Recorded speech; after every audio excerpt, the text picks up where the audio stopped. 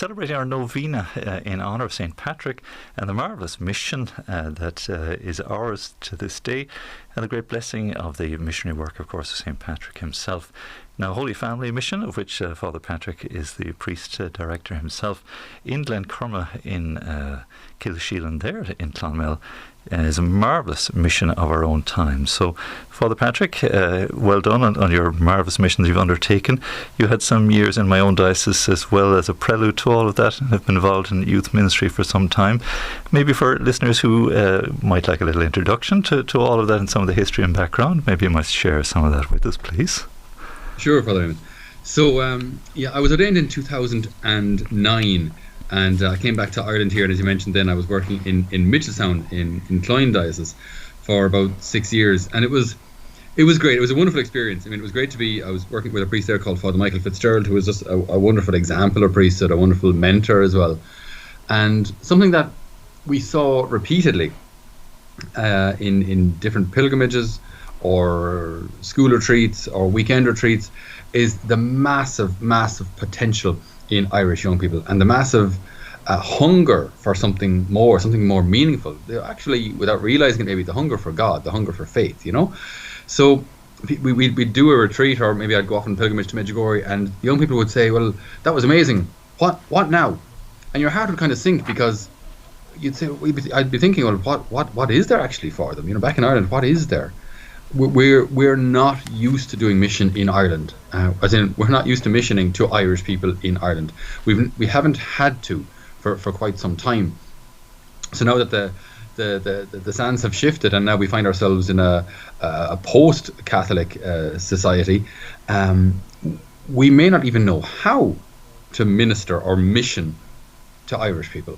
How, because again, it was always kind of automatic that Irish young people, well, Irish children are born and baptised, and then they go to Irish Catholic schools, and then all of our politicians or political parties, we don't have a Christian Democratic Party, because they were all kind of more or less sympathetic, if nothing more, to Catholic beliefs. So then we find ourselves in seminary, you find yourself ordained, you find yourself as a practicing Catholic without really having to do anything.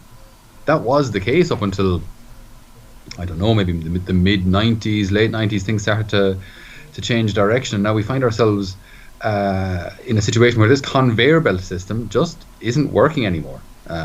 People are not ending up in seminary, and people are not ending up choosing the faith. Neither are young people. So again, it's not to criticize them, but they don't know the Lord.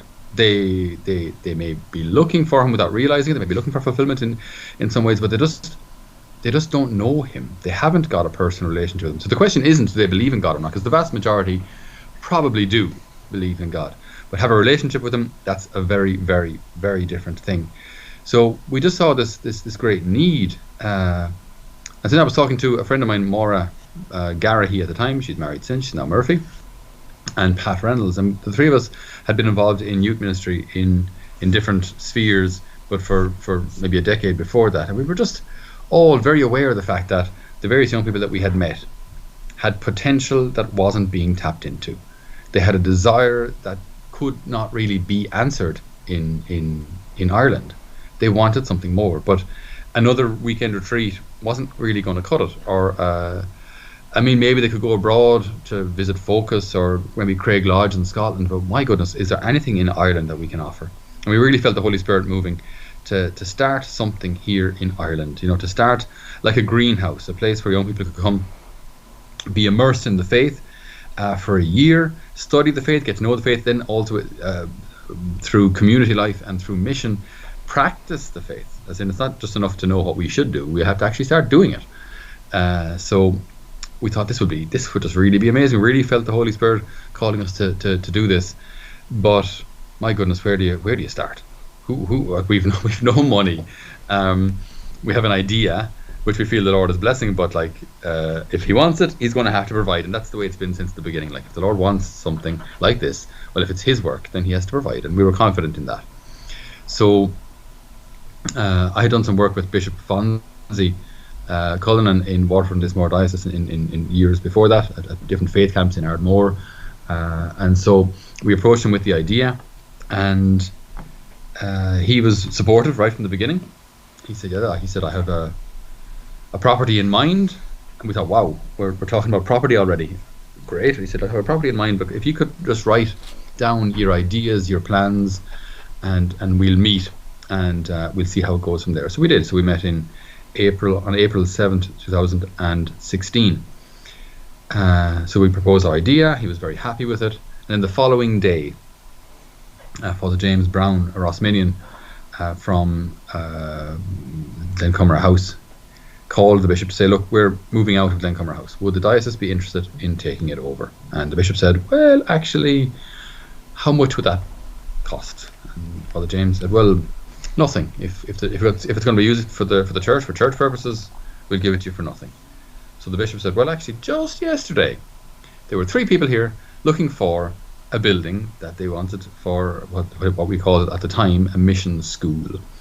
So we said, I think this could be providential and perfect. So that was it. We got talking to the Rosminians, then they showed us around, and like it was all that we could ever have wanted and more. So we have a support of a bishop, we have a house. Now all we have to do is get young people, which is probably in many ways could be the hardest part, because I mean the church has property around the place, but to get people to come to it, that's a miracle. Every single year it's a miracle. So we promoted amongst U2000 and amongst different young people that we had met in previous pilgrimages or retreats or that, and thankfully then we had 10 young people in year 1, and we have never looked back since. Thanks be to God, amazing. And we have benefited indeed here in Radio Maria of the outcome indeed and the fruits of your wonderful labours there. And it sounds incredibly providential and a real step in faith. And you have a little team around you, Father Patrick, don't you, that you have a lot of good support there too? We do, yeah. So it's Pat Moore and myself, we're what we call the core team. And then we hold retreats here as well, so there are office staff for that.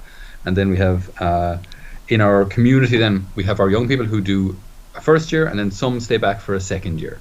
Mm-hmm. So I'm joined here now by one of the second years and one of the first years. So it's a great way of peer-to-peer mission ministry and an example too. You know, the second years have a very important role here in the community in kind of all the behind the scenes things, like from how a dishwasher works, how to use a hoover, where to put the plates, and you know what they kind of maintain the pace of life for all those things that are that go on behind the scenes, you know.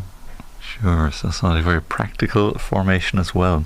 So welcome to Michael. Michael's from Offaly and Teresa's from Chicago. Which of you is in first year? Might be a good place to start. I'm Teresa. I'm in my first year. Good. Well, listen, Teresa, why not share with us a little of your journey, maybe how you discovered Holy Family Mission, and then for any who might be interested, how you began that journey and what it entails. Yeah, absolutely. So a friend of mine from the States had met Father Patrick when he was visiting the US for a conference back in 2019. And at the time I was finishing up high school, which is like the equivalent of secondary school here. And I wasn't really sure what I wanted to do. I didn't really want to go to college, but I had a desire to do mission work. However, I do like learning. I really enjoy learning. I just didn't really want to do it in a college setting. So I was saying to myself, like, you know, I want to do mission work, but I don't want to give up my education. And I was looking at different mission programs that I was familiar with in the US, but there wasn't really anything that was really speaking to me, especially just because so many mission programs that I had heard of, it was like a 3-week training in the beginning or like a 6-week training, but then it was like the rest of the time was just out on mission and doing different things, and so many people that I knew, they were just like, we just feel run off our feet, or they didn't have time. They felt like they didn't have time to invest in their relationship with God, and I just knew that I wasn't ready to jump right into that kind of thing. Like it was basically like starting a career right after high school. So it's interesting that Father Patrick was saying he was looking to start something in Ireland for young people, because I felt like I couldn't find anything even in America. Like we have so many different resources, but it just, when I looked up Holy Family Mission after my friend told me about it, it just instantly felt like it was exactly what I was looking for, just because it has that mix of academics and mission. So in our first year, we study the catechism cover to cover, so we go through the whole thing. But the entire year, even when you're out helping on retreats or doing mission, you're still able to go back and look at what the church teaches, and you still have your holy hour and mass every day where you're really diving deeper into your relationship with the Lord and learning more about what the church teaches and what you believe. So just that mix of being able to know that you're still learning and you don't have all the answers, but then to also have that platform to share the gospel. It really spoke to me. And I love how we have that, kind of double dynamic in the community. Great, Teresa, well done. And the idea I'm discerning or understanding is that it's filling a little space for young people, maybe between, say, high school or leaving secondary school perhaps, and college, or would it be even after, say, college, discerning what the next step might be? Is that the understanding? Yeah, so it's for anyone between 18 and 30, and Michael could probably speak to that more because he's been through college. He's old. Yeah. We're kind of, I'm straight out of high school, and then he's after master's. So, yeah, there's a broad range on the age range, but... Sure, good. Well, it's a very brave thing to do, I must say, and countercultural, I would say. I mean, how do your peers kind of look on this idea? Are you crazy, or, it's... Not really. I mean, in America, people kind of do crazy things a lot. So people are like, oh, that's cool, you're going to... And also Americans love Irish people and they love Ireland, so they're all like, oh, that's really cool, you're going to Ireland. Okay. But yeah, no, there definitely is sometimes that dynamic of people you're not going to college, how are you gonna live? But I don't know, I think when the Lord calls, he's gonna provide. So there's definitely that mix. Some people think it's really cool and awesome, and other people definitely are like, I don't understand what you're doing, but sure. It's definitely worth it for the Lord. Yes, well done. It is a bit of a leap of faith. So, Michael, you're still on that leap. Have you made it to the other side? I mean, to stay on for a second year sounds like a brave step too. Yeah. Well, actually, in the end, it became quite a natural step. But for me, coming into Holy Family after college, I was a bit reluctant because, in my head, I was like, oh, most people will probably do something like Holy Family, coming out of secondary school. And I kind of thought to myself naively too, oh, how much do I need this? How much do I actually need to discover more about myself? But after a couple of months in Holy Family, I knew it was the right decision. And whatever I thought I knew about myself before, I discovered much more when I decided to do a year. And then, decided to do a second year. It just kind of became like a no-brainer because I was really enjoying mission in first year. And also since a year in Holy Family isn't a full year, it's an academic year. So it's about 9 months. And, a lot happens in those 9 months. And some things are maybe started, we start to develop personally, but it can often take a long time to work through different things. So I wanted to stay on for a second year, just to work through a few things that God had brought up in my first year, and also to have the opportunity to do a bit more mission as well, and to take on a leadership role and to take on a bit more responsibility. And also since it's such a privileged time in Holy Family where you're poured into a lot from others and from your time spent in chapel, that a desire does emerge that you want to then pour into others and to kind of give back a bit of what you've been given. There were some considerations for me in doing a second year, but it's something that I gladly accepted and wanted to do in the end. Marvellous, and it does sound like a wonderful way to really help you mature in your faith and to get focused as to your vocation too. It seems a very necessary thing in our world, which distracts us so easily. But Father Patrick, you've seen, I think the figure you gave me is about 80 young men and women passing through your ranks, and any sort of broad impressions of the difference it's making for them? Yeah, the fruits are varied, but plentiful, thank God. I mean, we've had 80 young people pass through here since we started in 2016.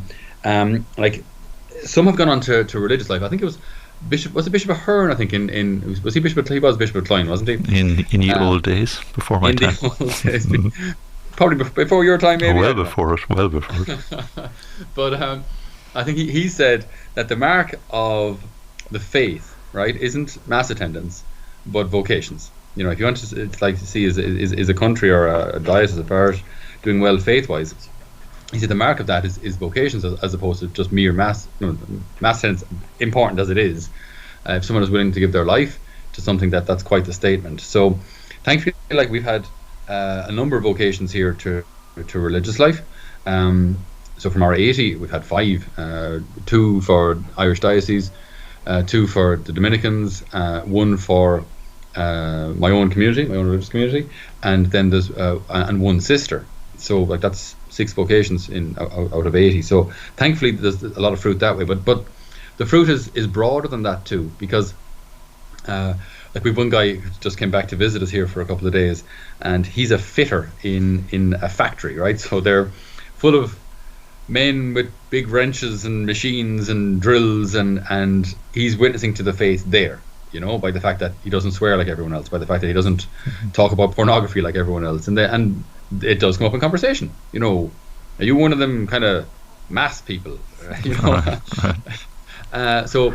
And then, you know, and then that's his opportunity. Well, I am, yeah. Would you believe in all that kind of stuff? Would you believe in all that kind of, you know, God stuff? And do you believe in prayer? Because I mean, I prayed once, like, for something, and nothing happened. So these are your opportunities, like. So the fact that they know the catechism and have lived the faith and hopefully have a personal relationship with the Lord means that they can witness to that. Then we have a number who went to college, and again, like the college environment in Ireland has changed a lot. But I think for the faith, if I'm allowed to say so, quite honestly, I think it's just become quite toxic to the faith. Like, there isn't while it may be said there's a live and let live kind of atmosphere, in reality there isn't. I mean, the reality on the ground is that universities can be quite hostile to pro-life groups, to Catholic groups, in a way that, you know, was not the case 20 or 30 years ago. So the dynamic there is quite different. So you need people on the ground who are faithful, and, you know, on Ash Wednesday we'll go around with the smudge on their forehead, and you know, dress modestly and socialize in a way that doesn't compromise their faith, and this will be noticed. So the young people who leave here, I would hope anyway, feel much more equipped to head into that kind of a lifestyle or environment with the confidence of knowing the Lord, and the confidence of it's okay to be different. And sticking together. I think there's been 1 or 2 little sororities or fraternities or whatever of lads and lasses going to college, supporting each other too. Exactly, yeah. So one of the girls, when she left here, she went to Maynooth. She was working with your good selves for a while there, Ruth. So she went to Maynooth, and she said, look, it's great here, I like the college, you know, and she'd be well able to kind of navigate her way through an environment that might not be the best. She'd be mature enough to you know, be able to hold her ground. But she felt it's unfortunate though that I have to be here kind of on the defensive almost, you know, without people I can necessarily share my faith with. So what if we had a house for girls in the faith, so they could come here and we'd have daily prayer, we'd have support, we'd also have people we can socialize with, you know. So if we want to go out for a couple of drinks, there's no problem, like, but just to be able to do that without compromising your morals, you know. What if there was a house like this? So she prayed about it, she looked into it, and she contacted the Salesians, and basically they were able to find a house, and now there are 2 houses up there where girls can come and, as I say, have their daily prayer, and they're a kind of a safe environment to still be able to attend university without risking your soul, you know.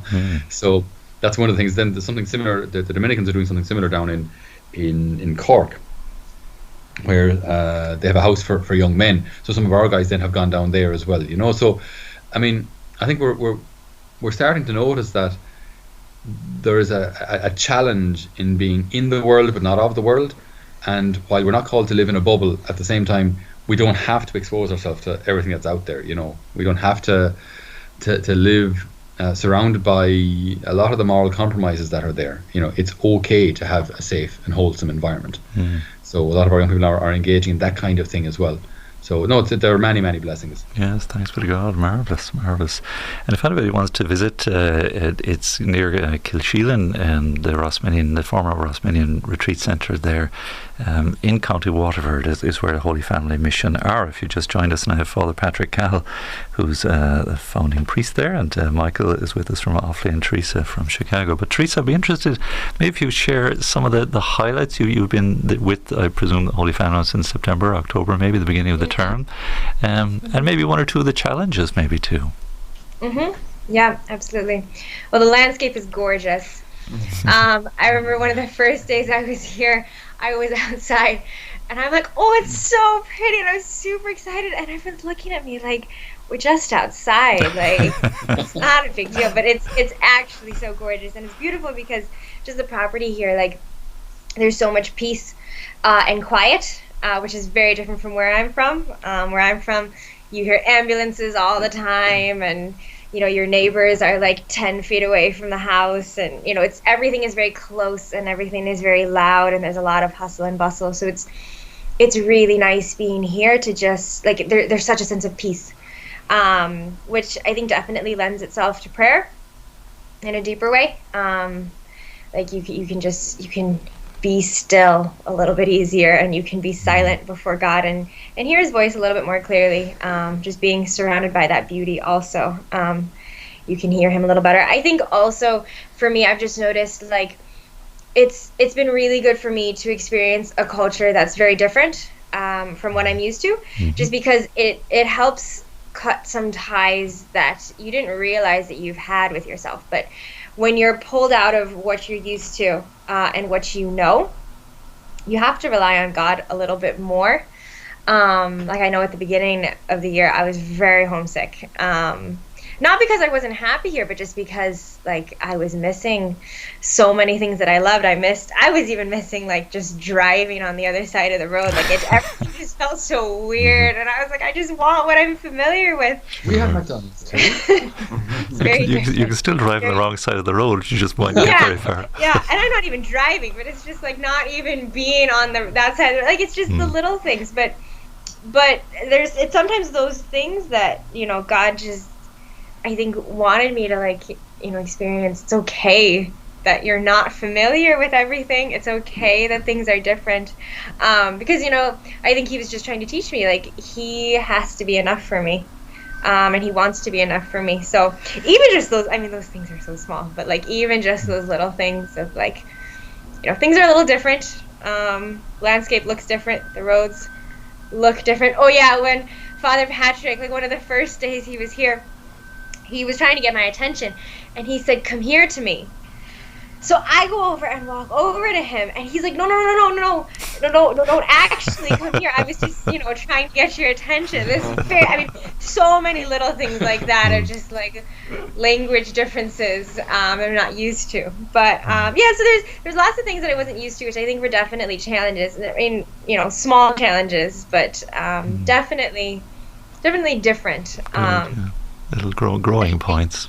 Yeah, growing points, and sometimes it can, you can feel very discouraged, like these things are so small, like really you should just get over yourself. But I think the Lord, it's good because the Lord shows you like just how weak you are and how much we need him. Sure, but good. It's helping you grow in all those little ways. Great, well done, Teresa. And Michael, you're a veteran now of all these things. You've battled through all the small stuff. Any at this stage, maybe looking back, some of the growing points and the blessings too for you, and one or two of the challenges. Yeah.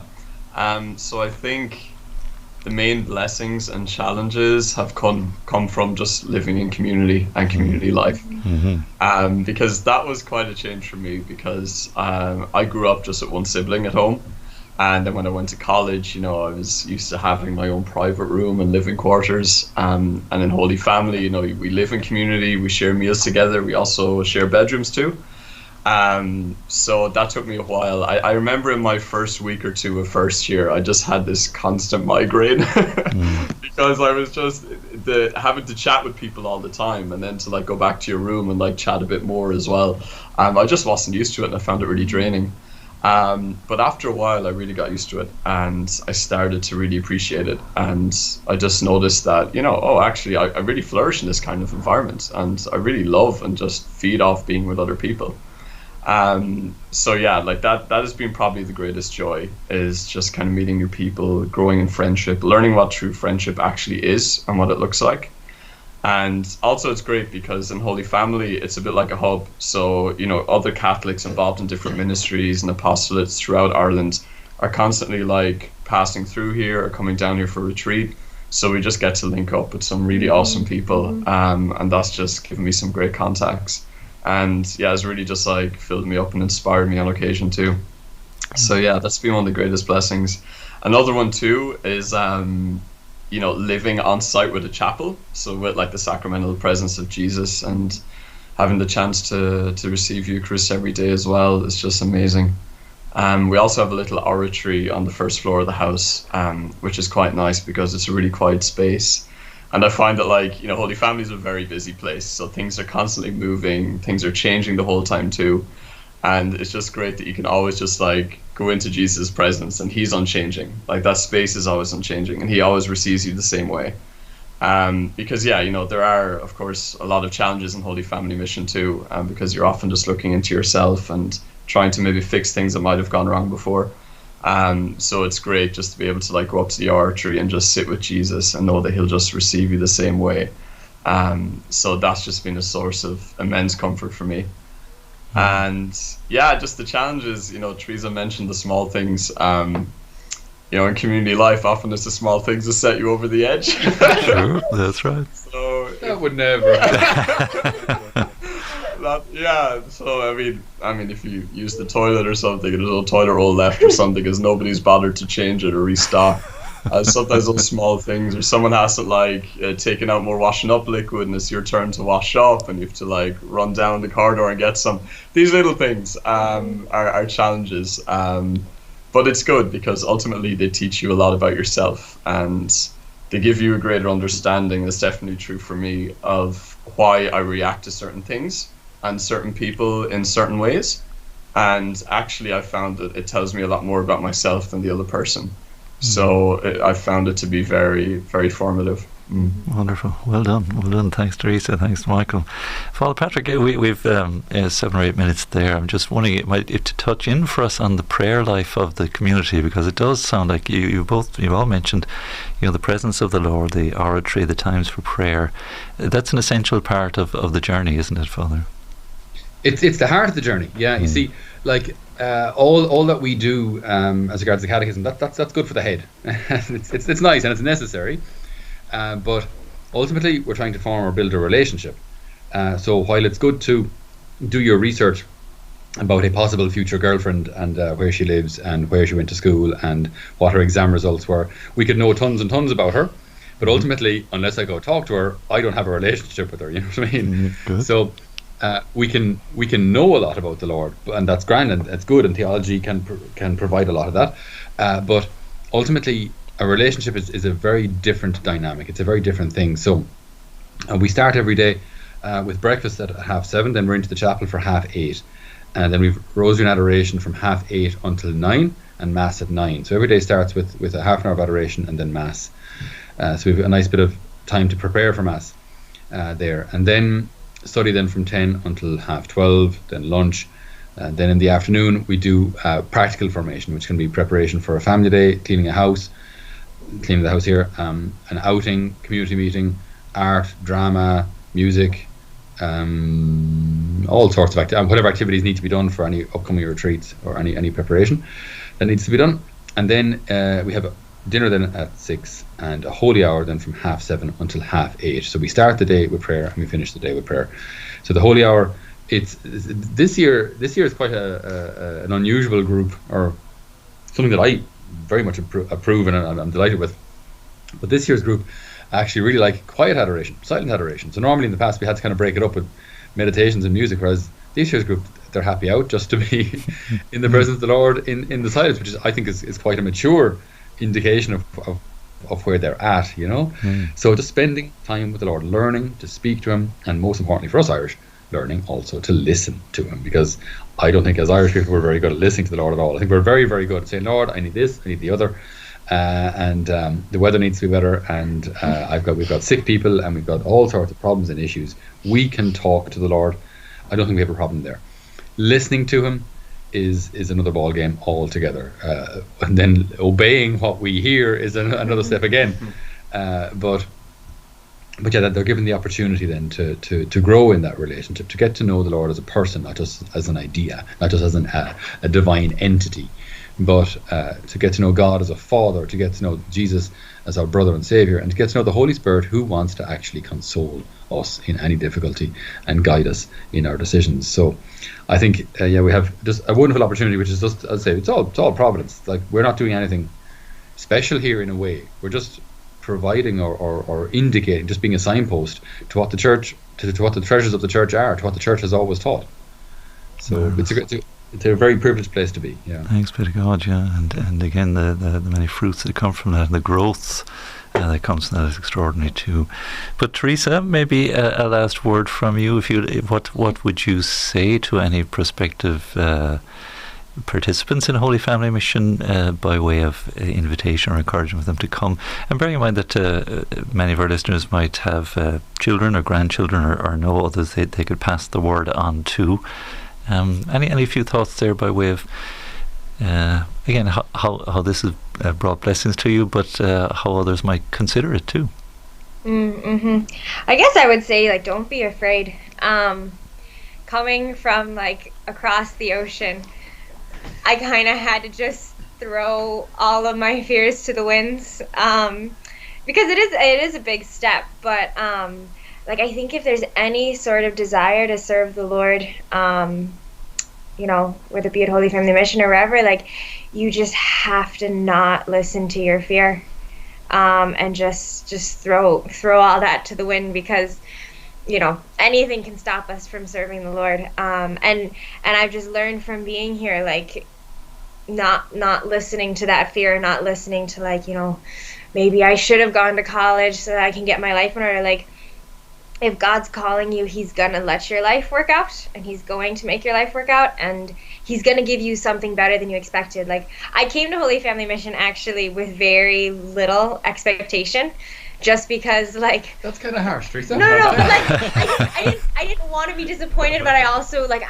because I didn't know what to expect. Because normally, like, I'm the type of person who does all my research, and I, like, go visit places that I want to go. Like, I did college visits, and, like, I tend to want to know whatever I'm going to do. And so I obviously wasn't able to visit Holy Family Mission before coming. I got on a video call and had, like, a tour of the house, but, like, things can look very different over a video call or online. But I really felt like God was calling me, so I said, okay, we go and see what happens. But I was like, I'm not going to have a ton of expectation. Like, I think it's going to be good. I actually think it's going to be great, but I'm not going to expect anything in particular, just because I wasn't sure. And the Lord, like, just blew all of that, like, just, like, all my small expectations, just blew them out of the water, and it's been, like, so much better than I even could have imagined, I think.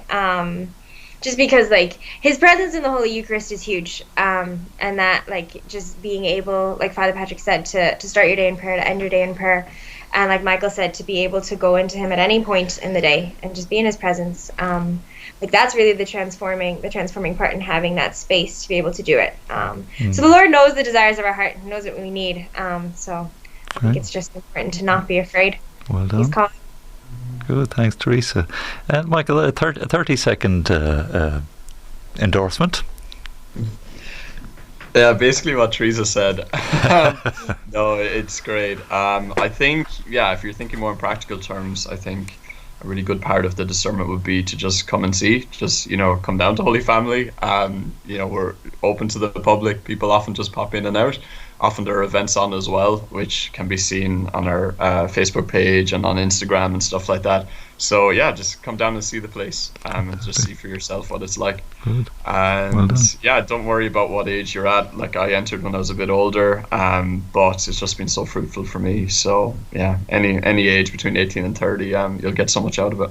Fantastic. Well, listen, it's been a great pleasure to have the three of you on, Father Patrick, Cahill and Michael and Teresa from Holy Family Mission in Glencumra. And again, my apologies for the late start and keeping you waiting there. It was unavoidable, unfortunately. But lovely to have you with us. God bless you all, and thank you for that. God bless you. Thank you, Father Eamonn. And please, God, we'll hear more from you into the future with God's help. We would love to. Well done. So God bless you. We'll take our leave of you if we may. Thanks again, Father Patrick. Thank you, Michael and Teresa. Well done for that. It's 12 o'clock now. Let's pause for our Angelus and midday prayer.